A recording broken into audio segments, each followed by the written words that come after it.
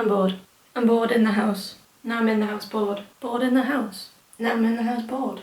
My neighbour across the road is cleaning her window and she's like staring at me like this while she's doing it. So if you live in the UK, you'll know that people have started putting like rainbow signs on their windows or on their doors as sort of like a sign of thank you for the NHS, but all that I see when I see that is rainbow bookcase. I've always wanted to know what my shelves would look like as rainbows because I've only ever had like this mismatch or sorted by genre, and other people have rainbow shelves and it looks so nice. And when will I ever have the time to rearrange my bookshelves to look like a rainbow for no apparent reason to probably just undo it all the next day? The answer is now I have the time. I've never really understood how practical rainbow bookshelves are because, you know, like they're all like different height and things. I've got some hardbacks and most of them aren't, and then some of them are like multi-tonal, like Harry Potter colours. So anyway, I'm going to rearrange my bookshelf to look like a rainbow. I'm probably going to have like black to grey to brown to white just on this one, which no one sees, and then have all the colourful ones over here. And I'm going to do that while answering some questions that you've sent me in. So I'm just going to move you a little bit. I think I'm going to have like reds to purples along here, and then pinks to oranges here, then blues and yellows here. So that's what I'm going to work on. I'm just going to get some of the questions up. So my first question is from Rebecca of Rebecca Reads. She asked me what my favourite Simpsons moment / episode is and do I rate the movie. Okay, so no, I don't rate the movie at all. I really don't like the movie. I thought it was pretty poo when it came out.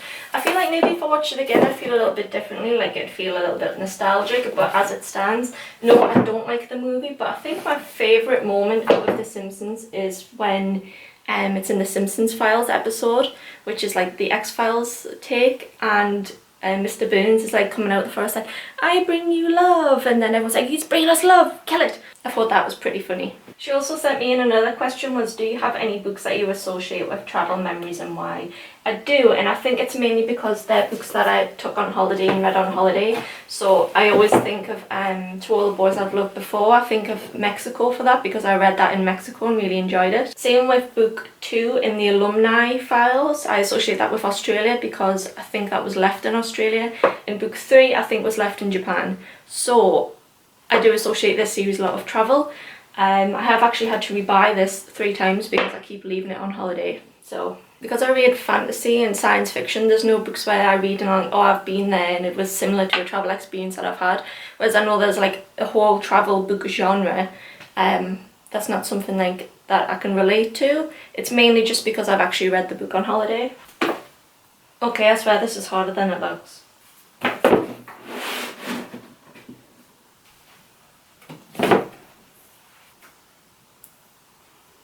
You see, this purple shelf has just transitioned into blue because I've run out of purple books. Oh! So my next question comes from Sasha Reads. Hi Sasha. She asked me 3 questions actually. She asked, what is your favourite food? This is actually a little known fact about me, but I have been a vegetarian for over 4 years now. It's something that I had to start doing because the hospital had to change my diet, but I actually stuck with it. And I felt a lot better being a vegetarian than I did being a meat eater. I don't think I'd go back to being a meat eater. So now my diet pretty much consists of just pasta. Not that that's much of a change anyway from what I was already eating. I just live on pasta and pizza. Like, I'm convinced that I should have been an Italian when I was born. I just hate British food a lot. I really don't enjoy British food. Her next question was, what is your favourite colour? I had to think about this because I think my favourite colour changes a lot. I think at the moment my favourite colour is pink, even though when I was a kid I would have said that is my least favourite colour ever.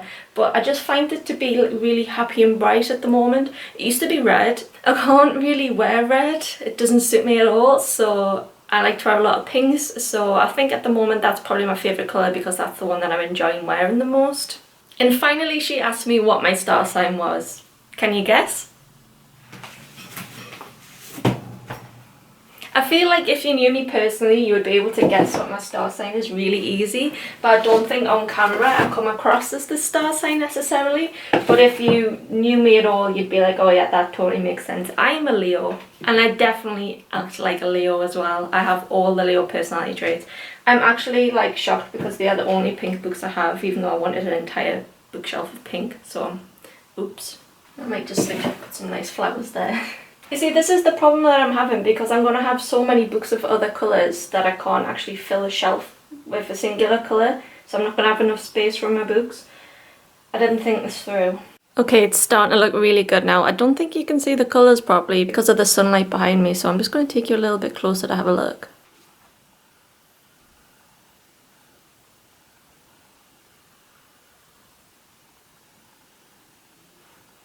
I'm just running out of space for the blue books. As if I've just found this after filling up the red shelf.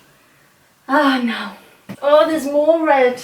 Like, now that I'm looking at this shelf, I actually think this book would look so much better this way because this is such a beautiful cover. And keeping it this way doesn't really do it justice. Let's see what I can do with this. Okay, I'm getting rid of this book anyway, so I'm not going to put that on my shelves. Okay, I'm feeling better about that now. I'm actually going to put the white and red books over there on the top because I actually have a lot of them.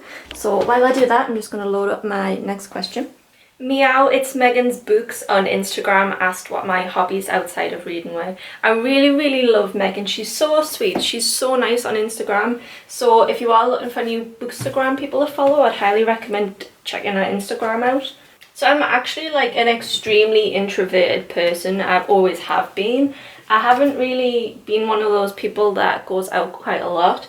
When I was at school, I also used to like never go out. I just used to either sit on MSN and talk to Rebecca, or I used to just sit and play video games. So I would say my second biggest hobby outside of reading is probably playing games. But when it comes to playing games, I go through fits and starts. Sometimes I just play games like non-stop for like weeks on end. And then other times like I can go like half a hour without ever playing a game. So I would say it's not very consistent. Although I will say that I am a massive Tomb Raider fan. I was born in '93 and I think by the age of 5 I had my first PlayStation 1, and one of the first games that I ever played was Tomb Raider, and I've played every single Tomb Raider multiple times. Like, I can't even tell you how many hours I've spent replaying Tomb Raider 3, which is the best game of all time. Did I go to university and do an archaeology degree just because I thought I wanted to be Lara Croft? Well, I mean, that's up for debate. Yeah, I did. Am I an archaeologist now that lives in a big Croft mansion? No, I don't have a butler that I lock in the fridge. I live in a flat and I definitely don't do anything with my history degree. I would say another one of my hobbies as well is travel. I absolutely love travel, even though I can't do much of it at the moment. I've actually run a travel blog since 2012, but I have deleted most of the content off it because it was really poor, and my intention was to start writing again because I've got so much content to write about Australia and Thailand and Japan, but I've just never got round to actually getting that content up. So I am thinking about like packing that in, even though I would say travel blogging is definitely one of my hobbies, and it was something for a long time that I really wanted to pursue maybe as a career.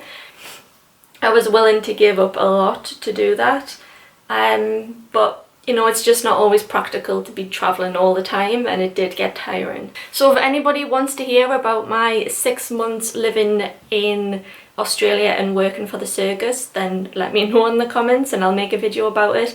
I did almost die in Australia as well. I ended up like in a car that had like bullet holes in, getting driven to the middle of nowhere, and got put in a barn to sleep, and it felt kind of like a prison.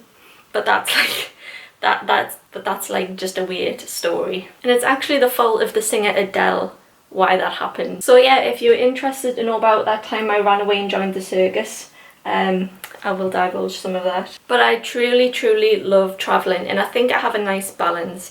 I love to read in my downtime when I'm not traveling, and when I do travel, which is few and far between now, I really enjoy it. So I kind of like that balance that I have, where I can be so up and active and doing new things every day abroad, but also at home enjoying my downtime and reading. So I think that's the only hobbies that I actually have: reading, video games, and travel blogging.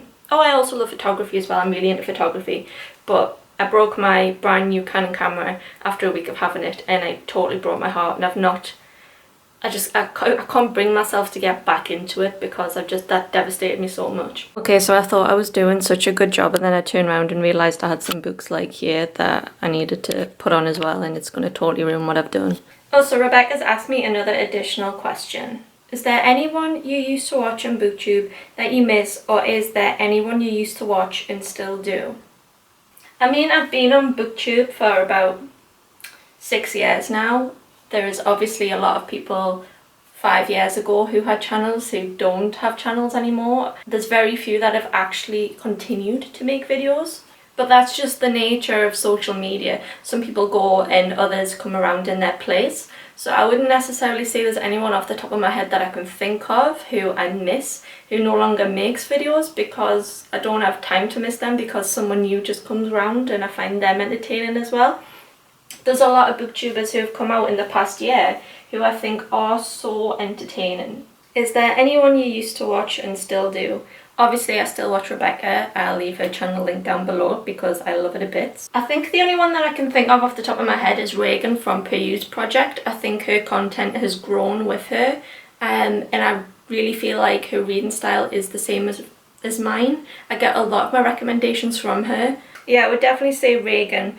A lot of the other bigger booktubers who were big 5 years ago I unsubscribed from because I just felt like my reading taste had changed from the content that they were putting out.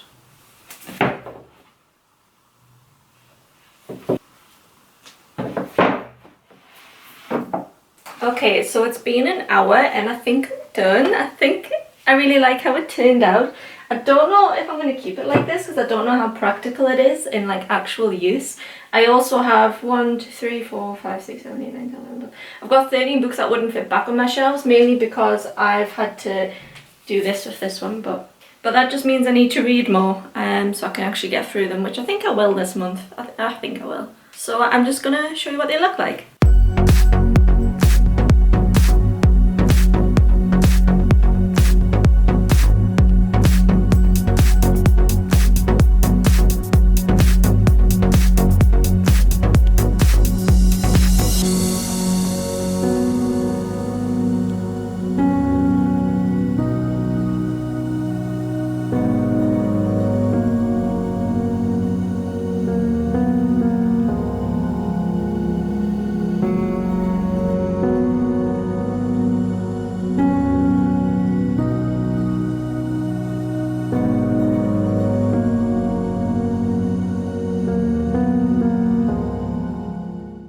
I actually really like it. I think it just makes everything look so much more organized. I think I'm gonna keep it. I love it. Let's just take a moment to stand and reflect. I wish you could see it better, but the light in here is sort of reflecting off the silver of the books and making it look quite dull. But the purples actually look really popping. They look really cool. What I'll do is I'll take a picture and I'll put a better picture on Instagram. And this is my Instagram here if you want to go and follow me on there. I'm happy. I'm really happy. I love it. I love it. Thank you for the people that asked me some questions. I hope that everyone's had a lovely Easter and I'll see you in the next video. Bye!